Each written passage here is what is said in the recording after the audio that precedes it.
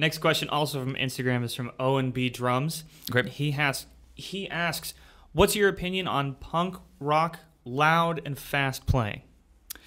I love it, first of all. I think it's punk playing in general, man, it's a style of music that got a lot of hate. And I think one of the things that happened, I saw this happen a lot, was like Travis Barker got so famous that like a portion of the market sort of turned on him, in that when so many people say for so many years that this is like the greatest drummer of all time, there's like this weird resistance to that where people start saying, no, he's not, he's actually the worst drummer of all time. Neither of those two things are true. It is what it is, right? And I think it's important that you acknowledge the contribution that every drummer makes when they reach a certain level of fame or they write a certain amount of albums that get enough recognition. And I think Travis Barker falls into that category where I really don't care if you like him or not. He has contributed enough to the drum industry, to the music industry, where you have to give that dude a lot of respect, right? And I'm just picking on him because when loud, fast punk drumming sort of comes up, obviously Travis Barker should come to mind for everybody.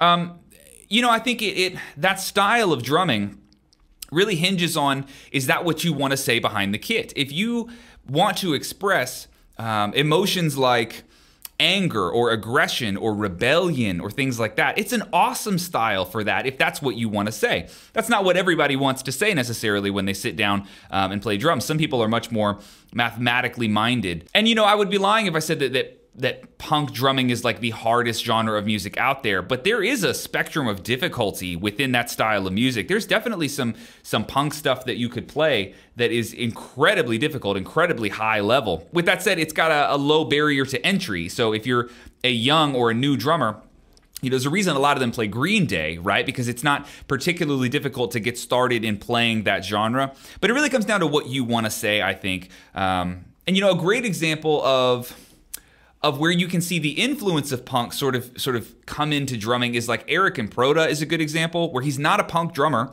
I wouldn't describe him that way at all, but you can hear the leftover like aggressive remnants from when he was more of a punk drummer, right? You can still sort of hear it in his playing, and I think that's really cool too. And many of you guys know this too, but I had well, I didn't actually have the gig, all fell through, but at a certain point in time I had to learn 26 Let Live songs, which is very much a punk band.